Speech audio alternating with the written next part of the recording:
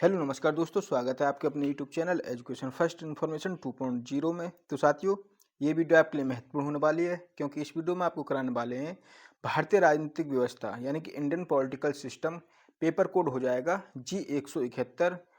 ये आज हमारी 7वीं वीडियो है। इससे पहले हमने 6 वीडियो अपलोड कर दी हैं। यदि आपने अभी तक ये नहीं देखी हैं तो आप यूट्यूब की प्ले लिस्ट में जाइए, वहाँ आपको ये वीडियो देखने को मिल जाएंगी। देख लो परीक्षा में आने वाले प्रश्न। तो साथियों, इस श्रृंखला में हम उन क्वेश्चनों को करा रहे हैं, उन क्वेश्चनों का रिवीजन करा रहे हैं आपके लिए जिनकी परीक्षा में आने की प्रबल संभावना है। तो चलिए देखते हैं आज का महत्वपूर्ण प्रश्न। क्वेश्चन है कि लोकसभा के गठन का वर्णन कीजिए। लोकसभा तथा राज्यसभा की शक्तियों की तुलना करते हुए उनका पारस्परिक संबंध बताइए। अथवा लोकसभा अथवा राज्यसभा की शक्तियों एवं कार्यों की विवेचना कीजिए। इन दोनों में से कोई सा भी क्वेश्चन आ जाए, उत्तर आपको यही करना है जिसे हम करा रहे हैं। ठीक है, जिसको हम उत्तर करा रहे हैं उसको ही आपको करके आना है। लोकसभा का गठन। वर्तमान समय में लोकसभा में 545 सदस्य हैं। इसमें 543 का निर्वाचन होता है तथा 2 सदस्य एंग्लो इंडियन समुदाय के होते थे जिनको राष्ट्रपति द्वारा मनोनीत किया जाता था। 104वें संविधान संशोधन अधिनियम 2019 के द्वारा लोकसभा में एंग्लो इंडियन समुदाय के प्रतिनिधित्व को समाप्त कर दिया गया। सदस्यों का निर्वाचन। लोकसभा के सदस्यों का निर्वाचन बहुमत प्रणाली के आधार पर, प्रत्यक्ष रूप से, वयस्क मताधिकार के आधार पर, गुप्त मतदान प्रक्रिया के द्वारा संपन्न होता है। 18 वर्ष की आयु प्राप्त प्रत्येक नागरिक को बिना किसी भेदभाव के मतदान का अधिकार है। आगे देखते हैं।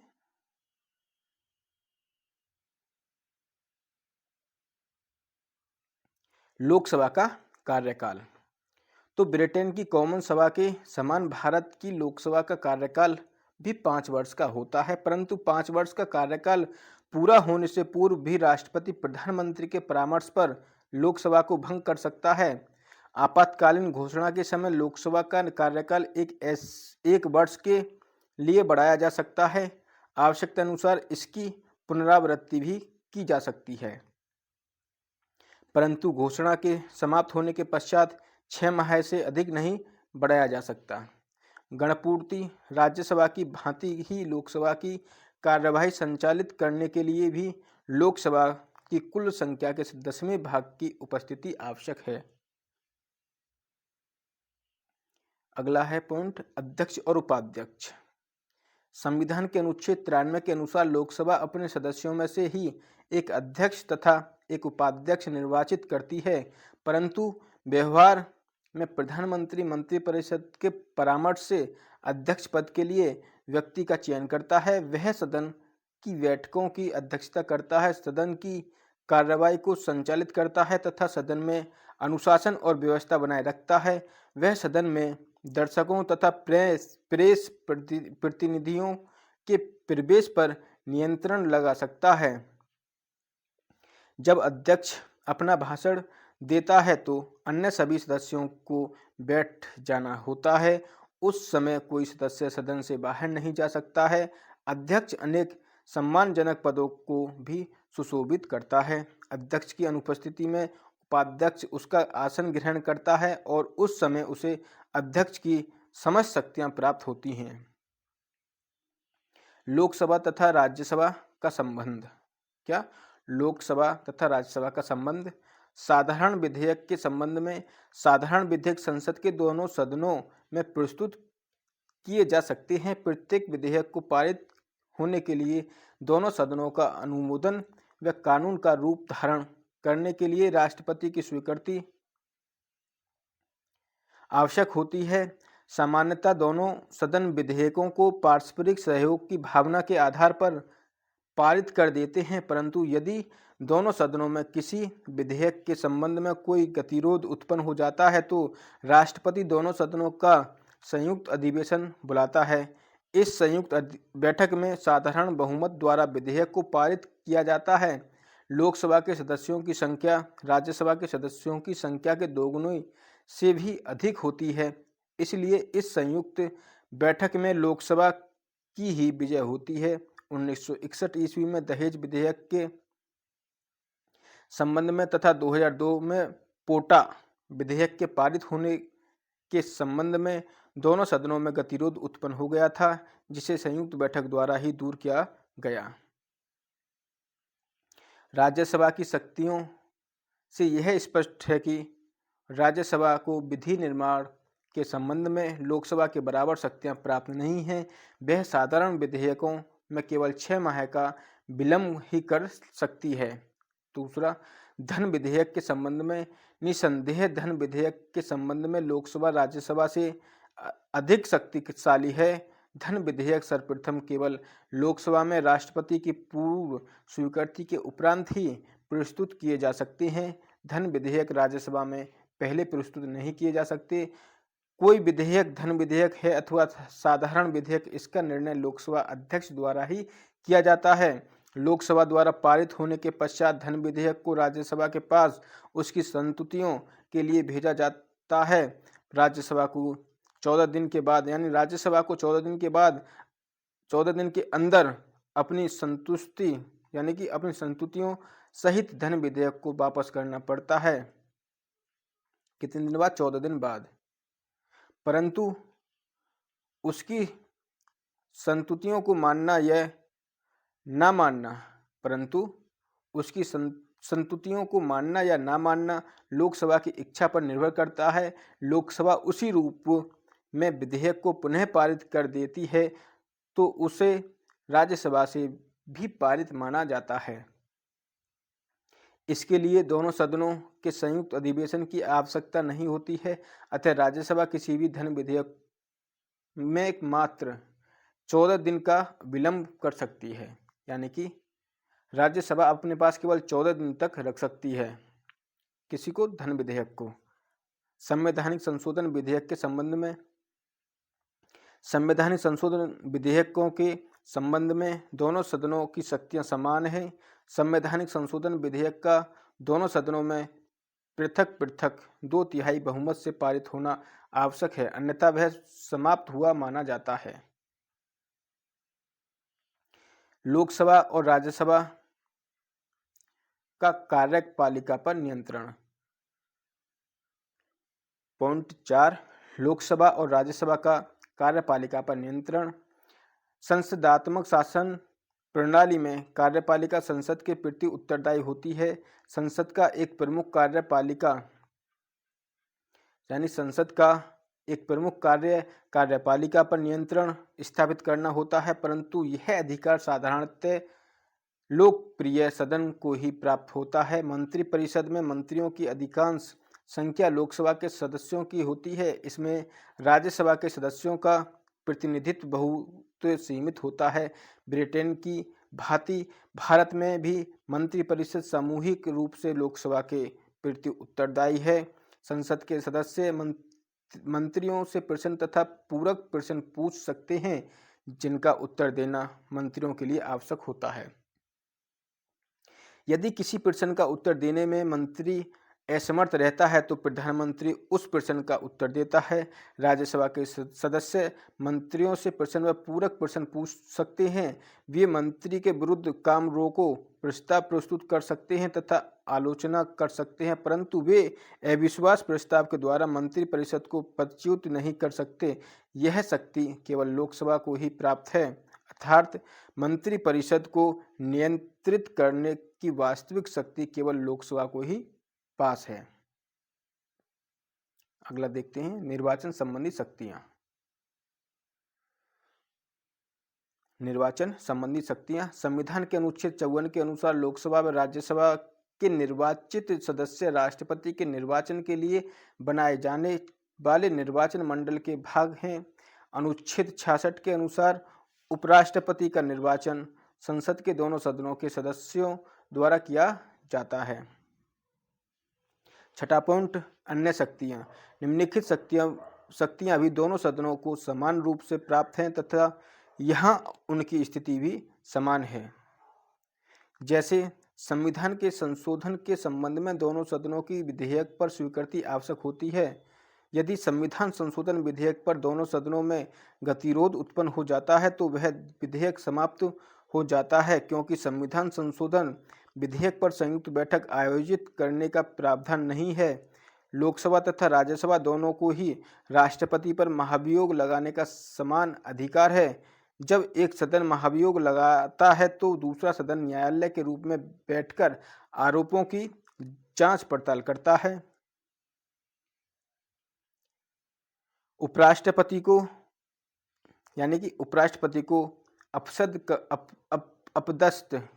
उपराष्ट्रपति को अपदस्थ करने के लिए राज्यसभा द्वारा पारित प्रस्ताव लोकसभा द्वारा अनुमोदित होना चाहिए। राष्ट्रपति की आपातकालीन घोषणा को जारी रखने के लिए संसद के दोनों सदनों की स्वीकृति आवश्यक होती है। उच्चतम न्यायालय के न्यायाधीशों व उच्च न्यायालय के न्यायाधीशों, संप्रेक्षक एवं महालेखा परीक्षक, मुख्य निर्वाचक आयुक्त आदि को संसद के प्रत्येक सदन द्वारा पृथक पृथक रूप से पारित बहुमत प्रस्ताव द्वारा अपदस्थ करने का अधिकार प्राप्त है। अगला पॉइंट देखते हैं।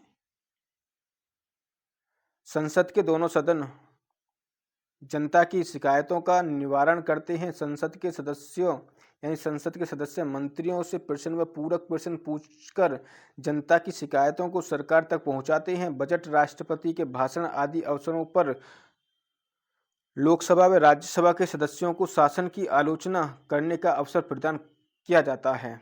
राज्यसभा की विशेष स्थिति। राज्यसभा की विशेष स्थिति क्या है? राज्यसभा को दो ऐसी शक्तियां प्राप्त हैं जो लोकसभा को प्राप्त नहीं है। पहली, वह 2/3 बहुमत से राज्य सूची के किसी भी विषय को राष्ट्रीय महत्व का घोषित कर सकती है। उस स्थिति में संसद को उस विषय पर भी 1 वर्ष तक कानून निर्माण करने की शक्ति प्राप्त हो जाती है। दूसरी, राज्यसभा अखिल भारतीय सेवाओं के गठन के लिए प्रस्ताव पारित कर सकती है। वह किसी राज्य की सेवा को अखिल भारतीय सेवा घोषित कर सकती है। विशेष स्थिति के संदर्भ में लोकसभा अस्थायी सदन होता है, उसे राष्ट्रपति प्रधानमंत्री के परामर्श पर कभी भी भंग कर सकता है, जबकि राज्यसभा स्थायी सदन है, उसको भंग नहीं किया जा सकता। साथ ही कार्यकाल के दृष्टिकोण से राज्यसभा की स्थिति लोकसभा से मजबूत है। लोकसभा का कार्यकाल 5 वर्ष जबकि राज्यसभा के सदस्यों का कार्यकाल 6 वर्ष है। लोकसभा की सर्वोच्चता। तो देखते हैं लोकसभा की सर्वोच्चता को। ब्रिटेन की भांति भारत में भी संसद की सर्वोच्चता का अभिप्राय निम्न सदन अर्थात लोकसभा की सर्वोच्चता से ही है। लोकसभा को ही विधि निर्माण में अंतिम शक्ति प्राप्त है, उसका धन पर ही भी पूर्ण नियंत्रण है और मंत्रिपरिषद भी लोकसभा के प्रति ही सामूहिक रूप से उत्तरदायी है। मंत्रिपरिषद में राज्यसभा की तुलना में लोकसभा के सदस्यों की संख्या बहुत अधिक होती है। प्रधानमंत्री भी सामान्यतः लोकसभा का ही सदस्य होता है। अतः डॉक्टर MP शर्मा का कथन उचित ही है कि यदि संसद सरकार का सर्वोच्च अंग है तो लोकसभा संसद का सर्वोच्च अंग है। व्यवहार में लोकसभा ही संसद है, राज्यसभा द्वितीय सदन ही नहीं, दूसरे दर्जे का सदन भी है। राज्यसभा विधेयक में विलंब करने के अतिरिक्त कुछ नहीं कर सकती है। अगला पॉइंट देखते हैं। तो ये हमारा क्वेश्चन 11वां हो गया। अगला है हमारा 12वां प्रश्न। तो साथियों, यदि आपको वीडियो पसंद आई हो तो प्लीज़ वीडियो को लाइक करके अपने फ्रेंडों को शेयर कर दें ताकि ऐसी वीडियो आपको मिलती रहे। और साथियों, कमेंट करके बताएं कि ये वीडियो आपको कैसी लगी। तो चलिए देखते हैं अगला क्वेश्चन। प्रश्न 12 है, राज्यसभा के संगठन का वर्णन कीजिए। भारत के संविधान को कार्यान्वित करने में राज्यसभा के कार्यों और महत्व को स्पष्ट कीजिए अथवा राज्यसभा के संगठन तथा कार्यों की एक द्वितीय सदन की दृष्टि से विवेचना कीजिए। तो साथियों, इन दोनों में से कोई भी क्वेश्चन आ जाए, उत्तर को आपको ये करना है जिसे हम करा रहे हैं, और आप अच्छे से तैयारी करें, 1-2 बार लिख लें। ये तो इसमें टाइम कम है, लेकिन जो अगले पेपर हैं आप 1-2 बार लिख लिया करें। जो आपके टॉपिक होते हैं उनको लिख लिया करें, हेडिंग होती हैं उनको लिख लिया करें, ठीक है। तो चलिए भारतीय संसद देखते हैं। संविधान के अनुच्छेद 79 के अनुसार संघ के लिए एक संसद होगी जो राष्ट्रपति और दो सदनों को मिलाकर बनेगी, जिनके नाम क्रमशः राज्यसभा लोकसभा होंगे। यद्यपि राष्ट्रपति संसद के किसी भी सदन का सदस्य नहीं होगा, परंतु संसद द्वारा पारित विधेयक तब तक कानून का रूप धारण नहीं कर सकते या कर सकेगा जब तक कि उस पर राष्ट्रपति के हस्ताक्षर न हो जाए। संघीय संसद के लिए 2 सदनों की व्यवस्था की गई है, जिसमें एक राज्यसभा है और राज्यसभा भारतीय संसद का उच्च सदन अथवा द्वितीय सदन है। क्या है? अपर चैम्बर और सेकंड चैम्बर। ठीक, अगला देखते हैं राज्यसभा का गठन। किस प्रकार राज्यसभा का गठन होता है? सदस्य संख्या तथा निर्वाचन। संविधान के अनुच्छेद 80 के अनुसार राज्यसभा में अधिकतम सदस्यों की संख्या 250 हो सकती है, जिसमें 12 सदस्य साहित्य, कला, विज्ञान तथा सामाजिक सेवा के क्षेत्र में विशेष ज्ञान रखने वाले होंगे। ये सदस्य राष्ट्रपति द्वारा मनोनीत यानी नॉमिनेट किए जाएंगे। राज्यसभा के सदस्यों की योग्यता निम्नलिखित हैं। वह भारत का नागरिक हो, उसकी आयु 30 वर्ष से कम न हो, संसद द्वारा निर्धारित अन्य योग्यताओं को पूर्ण करता हो। कोई व्यक्ति राज्यसभा की सदस्य के लिए अयोग्य समझा जाएगा यदि वह भारत सरकार या राज्य सरकार में किसी लाभ के पद पर आसीन हो, वह पागल हो, न्याय के द्वारा उन्मुक्त दिवालिया घोषित हो। तो इस तरीके से इसकी योग्यता है। वह भारत का नागरिक न रहा हो या उसने स्वेच्छा से किसी दूसरे देश की नागरिकता स्वीकार कर ली हो। किसी न्यायालय द्वारा उसे फौजदारी के अपराध में 2 या 2 से अधिक वर्ष की जेल का दंड मिला हो। राज्यसभा के सदस्यों का निर्वाचन अप्रत्यक्ष रूप से तथा एकल संक्रमणीय मत प्रणाली के आधार पर होता है। राज्यसभा के सदस्यों का निर्वाचन राज्य विधानसभा के सदस्यों के द्वारा किया जाता है। पहले राज्यसभा की सदस्यता के लिए निर्वाचित में भाग लेने के लिए यह आवश्यक था कि उम्मीदवार का नाम उस राज्य की मतदाता सूची में होना चाहिए जहां से वह चुनाव लड़ना चाहता है, परंतु अब इस प्रावधान को समाप्त कर दिया गया है। अब कोई भी व्यक्ति किसी भी राज्य से राज्यसभा की सदस्यता के लिए नामांकन पत्र भर सकता है जिसका नाम भारत के किसी भी राज्य की मतदाता सूची में दिया गया हो। आगे देखते हैं राज्यसभा का कार्यकाल। राज्यसभा का कार्यकाल यह एक स्थायी सदन है। इसके सदस्यों का निर्वाचन 6 वर्ष के लिए होता है। 1/3 सदस्य प्रत्येक 2 वर्ष के बाद सेवानिवृत्त हो जाते हैं। अमेरिकी सीनेट भी स्थायी सभा है और उसके भी 1/3 सदस्य प्रत्येक दूसरे वर्ष सेवानिवृत्त होते हैं। राज्यसभा का सभापति व उपसभापति। भारत का उपराष्ट्रपति यानी कि भारत का उपराष्ट्रपति राज्यसभा का पदेन सभापति होता है। वह सदन की बैठकों में सभापतित्व, सदन की कार्यवाहियों व वाद विवाद को नियंत्रित करता है। राज्यसभा अपने ही सदस्यों में से एक उपसभापति यानी कि डिप्टी चेयरमैन भी निर्वाचित करती है। सभापति की अनुपस्थिति में उपसभापति ही सभापति के कार्यों को पूर्ण करता है। सभापति व उपसभापति को भारत की संचित नीति से वेतन दिया जाता है। गणपूर्ति क्या है इसकी? राज्यसभा की कार्यवाही चलाने के लिए इसकी कुल सदस्य संख्या के 10वें भाग की उपस्थिति आवश्यक है। राज्यसभा के कार्य व शक्तियां। पहला पॉइंट हो जाएगा विधायी शक्तियां। क्या विधायी शक्तियां? संघ की सूची तथा संवर्धित सूची के विषयों पर कानून बनाने का अधिकार संसद को प्राप्त है। धन विधेयकों के अतिरिक्त अन्य सभी विधेयक लोकसभा से पूर्व राज्यसभा में भी प्रस्तुत किए जा सकते हैं। कोई भी विधेयक तभी पारित माना जाता है जब संसद के दोनों सदन उसे पारित कर देते हैं। राज्यसभा की विधि निर्माण शक्ति बहुत सीमित है। राज्यसभा को विधि निर्माण के क्षेत्र में लोकसभा के समान शक्तियां एवं अधिकार प्राप्त नहीं है। राज्यसभा तो ब्रिटिश लॉर्ड सभा की तुलना में भी शक्तिहीन सदन है क्योंकि लॉर्ड सभी किसी साधारण विधेयक के पारित होने में 1 वर्ष की देरी कर सकती है, जबकि राज्यसभा किसी साधारण विधेयक के पारित होने में केवल 6 माह की ही देरी कर सकती है। गैर धन विधेयक साधारण विधेयक के संबंध में राज्यसभा की शक्तियां लोकसभा के समान होती हैं। कोई भी साधारण विधेयक तब तक पारित नहीं माना जाएगा जब तक कि वह दोनों सदनों से पारित न हो जाए। यदि किसी कारणवश दोनों सदनों में किसी भी विधेयक के संबंध में गतिरोध उत्पन्न हो जाता है तो राष्ट्रपति दोनों सदनों की संयुक्त बैठक आयोजित करता है, जिनमें लोकसभा तथा राज्यसभा के सभी सदस्य भाग लेते हैं तथा निर्णय बहुमत के आधार पर होता है। इस स्थिति में लोकसभा की स्थिति राज्यसभा की तुलना में अधिक मजबूत होती है, क्योंकि लोकसभा को सदस्य संख्या राज्यसभा की तुलना में दोगुनी है। अतः लोकसभा जिस भी विधेयक को चाहे उसी रूप में पारित करवा सकती है, राज्यसभा तो केवल उसमें विलंब कर सकती है। अभी कुछ समय पूर्व पोटा विधेयक को पारित कराने के लिए दोनों सदनों की संयुक्त बैठक आयोजित की गई थी।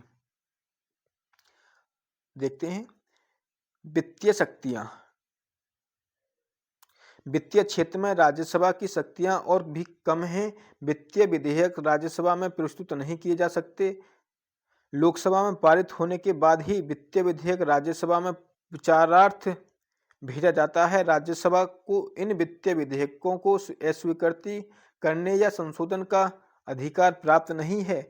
राज्यसभा को 14 दिन के अंदर ही स्वीकार करके या अपने सुझावों के साथ वित्तीय विधेयक को लौटाना होता है। यदि राज्यसभा ने 14 दिन के अंदर इन्हें नहीं लौटाया तो इसे दोनों सदनों द्वारा स्वतः ही पारित माना जाएगा। तीसरा पॉइंट है कार्यपालिका की शक्तियां। तो देखते हैं कार्यपालिका की शक्तियां को। मंत्रिपरिषद सामूहिक रूप से लोकसभा के प्रति उत्तरदायी है, राज्यसभा के प्रति नहीं। अतः राज्यसभा को अविश्वास का प्रस्ताव पास करके मंत्रिपरिषद को पद से हटाने की शक्ति प्राप्त नहीं है और न उसे अमेरिकी सीनेट की भांति राष्ट्रपति द्वारा की गई नियुक्तियां व युद्ध शक्ति समझौते संबंधी निर्णयों को अनुसमर्थन करने का कोई अधिकार है। राज्यसभा केवल प्रश्न पूछकर काम रोको प्रस्ताव तथा वाद विवाद द्वारा ही मंत्रियों पर औपचारिक नियंत्रण रख सकती है। राज्यसभा सरकार की नीतियों तथा गतिविधियों की तीखी आलोचना कर उसे प्रभावित कर सकती है। किन्हीं स्थितियों में राज्यसभा मंत्रिमंडल को समाप्त तो नहीं किंतु परेशान अवश्य कर सकती है। A.K. भटनागर का मत है कि राज्यसभा उतनी दुर्बल नहीं है जितनी दिखाई देती है। संविधान में इसे पर्याप्त क्षेत्र दिया गया है। इसके सदस्य मंत्रिपरिषद में लिए जाते हैं और ऐसा कोई प्रतिबंध नहीं है कि प्रधानमंत्री इस सदन से नहीं लिया जा सके। 1966 ईस्वी में जब श्रीमती इंदिरा गांधी भारत की प्रधानमंत्री बनी, वे उस समय राज्यसभा की भी सदस्य थी। संविधान में संशोधन संबंधी शक्तियां। संविधान में संशोधन संबंधी शक्ति राज्यसभा को संविधान में संशोधन करने के लिए संबंध में यानी कि राज्यसभा को संविधान में संशोधन करने के संबंध में लोकसभा के समान ही अधिकार प्राप्त है। संविधान में संशोधन का प्रस्ताव तभी स्वीकृत समझा जाता है जब कि प्रत्येक सदस्य कुल सदस्य संख्या के बहुमत से तथा उपस्थिति और मत देने वाले सदस्यों के 2/3 बहुमत से पारित कर दे। संविधान के संशोधन विधेयक के संबंध में संयुक्त बैठक का प्रावधान नहीं है। यदि राज्यसभा लोकसभा के द्वारा पारित विधेयक को स्वीकार कर देती तो वह रद्द माना जाता। अगला पॉइंट है अन्य शक्तियां। राज्यसभा को इसके अतिरिक्त अन्य बहुत सी शक्तियां भी प्राप्त हैं। पहला, राज्यसभा के निर्वाचन सदस्य राष्ट्रपति के निर्वाचन में भाग लेते हैं। राष्ट्रपति पर महाभियोग के संबंध में दोनों सदनों को समान अधिकार प्राप्त है। राज्यसभा उपस्थित तथा मतदान करने वाले सदस्यों के 2/3 बहुमत से राज्य सूची के किसी विषय को राष्ट्रीय महत्व का घोषित कर सकती है। यह अधिकार लोकसभा को प्राप्त नहीं। इस स्थिति में संसद को उस विषय पर 1 वर्ष तक कानून निर्णय यानी कानून निर्माण करने का अधिकार प्राप्त हो जाता है। राज्यसभा को अखिल भारतीय सेवाओं ऑल इंडिया सर्विस को स्थापित करने का अधिकार प्राप्त है। राज्यसभा उपस्थिति और मत देने वाले सदस्यों के 2/3 बहुमत से प्रस्ताव पारित करके अखिल भारतीय सेवाएं स्थापित कर सकती है। राष्ट्रपति की आपातकालीन घोषणा को 1 वर्ष से अधिक समय तक जारी रखने के लिए राज्यसभा की स्वीकृति भी आवश्यक है। यदि लोकसभा विघटित की जा चुकी हो तो यदि लोकसभा विघटित की जा चुकी हो तो उस समय केवल राज्यसभा की ही स्वीकृति ली जाती है। बाद में नवनिर्वाचित लोकसभा की स्वीकृति ली जाती है।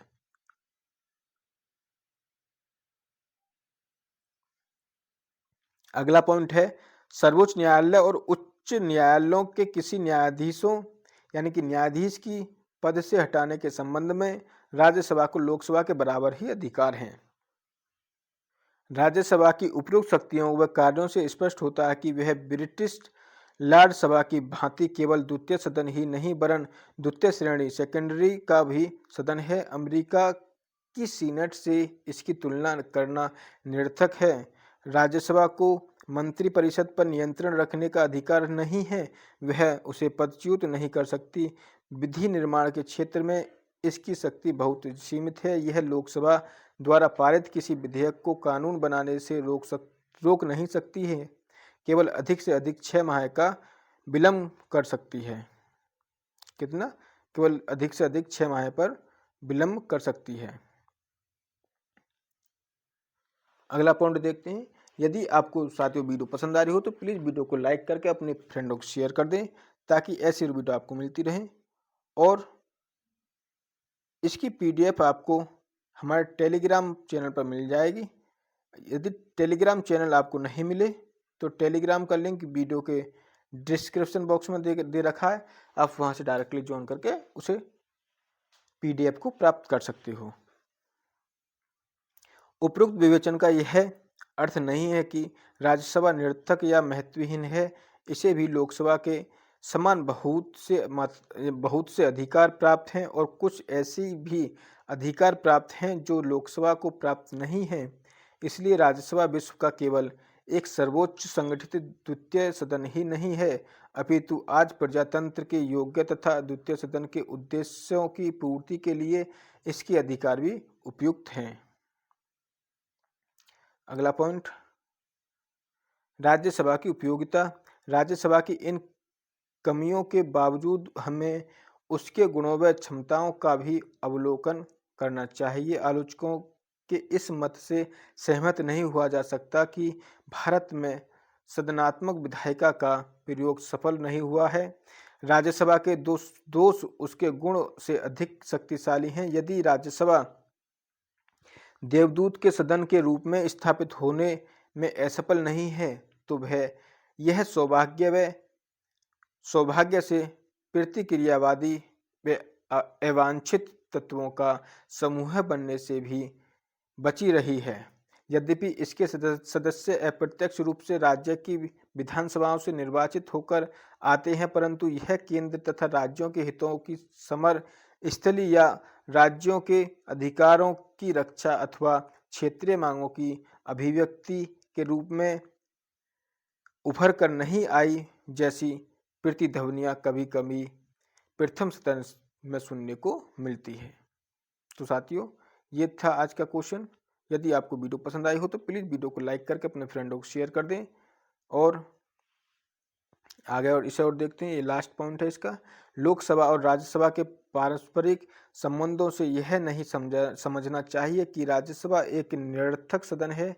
राज्यसभा को कुछ महत्वपूर्ण शक्तियां भी प्राप्त हैं जिसके कारण पायली ने कहा है राज्यसभा एक निरर्थक सदन अथवा विधिक निर्माण पर केवल रोक लगाने वाला सदन नहीं है। वास्तव में राज्यसभा शासन तंत्र का एक आवश्यक अंग है, केवल दिखावे मात्र का सदन नहीं।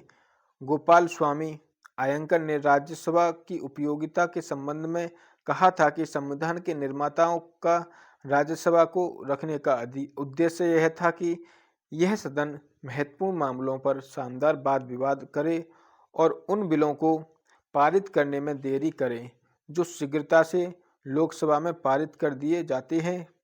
यह भी उल्लेखनीय है कि आपातकालीन घोषणा पर राष्ट्रपति को राज्यसभा की स्वीकृति भी आवश्यक होती है। वह राष्ट्रपति और न्यायाधीशों पर महाभियोग लगा सकती है और न्यायालय के रूप में बैठकर अभियोग की जांच भी कर सकती है। तो ये था आज का क्वेश्चन। लास्ट, यदि आपकी वीडियो पसंद आई हो तो प्लीज़ वीडियो को लाइक करके अपने फ्रेंडों को शेयर कर दें ताकि ऐसी वीडियो आपको मिलती रहे। तो चलिए साथियों, यहीं तक। जय हिंद।